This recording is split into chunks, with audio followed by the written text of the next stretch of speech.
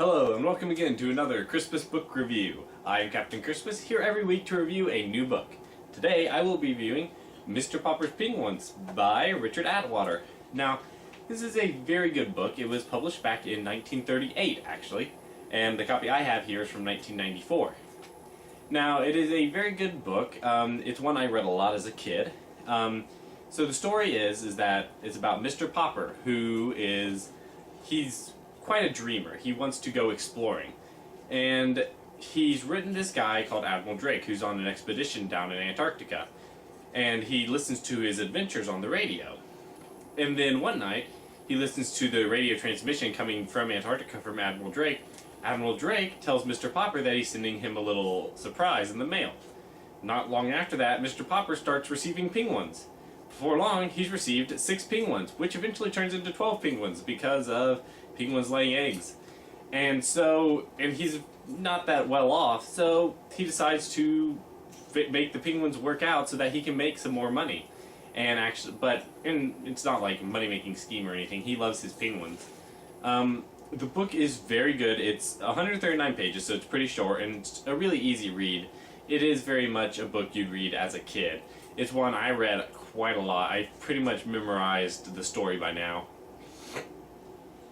But it's just one of those books. I mean, it's just worth your time to read. Now, they did actually make a movie adaptation of this, which came out in 2011, featuring Jim Carrey as Mr. Popper. And that movie is quite different from the book. Mr. Popper is he's not married or anything. In the movie, instead of him being a dreamer and wanting to go exploring, his father was actually the one who was the explorer. So it's really interesting to see that sort of dynamic. But he gets 6 penguins, which actually have the first one he names Captain, like Captain Cook is the name of the first penguin. But all the others in the book are named after famous explorers and stuff. Whereas in the movie, he just names them like Smelly, and there's Stinky, and there's Loudy. And then there's also Nimrod. So in the movie they have really silly names. It's much more of a comedy, and it's very different from the original book.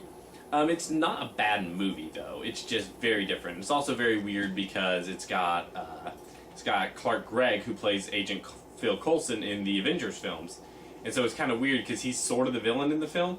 So to see him playing a villain type after only really having seen him as Agent Coulson, it's really strange. But the movie itself, it's enjoyable. It's almost nothing like the book.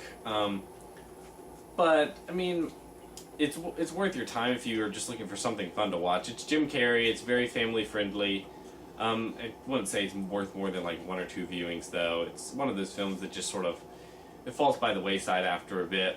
But the book itself is definitely worth checking out. Through all the times I've read it, it's like each time I kind of remember something new. And just the way they talk about it's just learning to live with 12 penguins.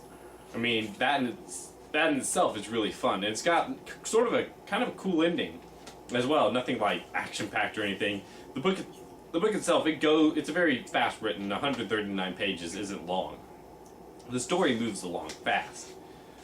But the main point is just it's just really easy reading, sort of like Tuck Everlasting that I reviewed for my first review.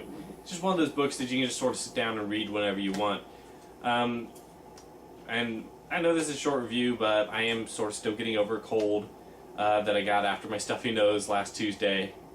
I mean, there's not much to say about the book. It's just really well written, and the movie's just completely different, so there's not really much to say about that. I mean, I can't even compare it, really, to the book.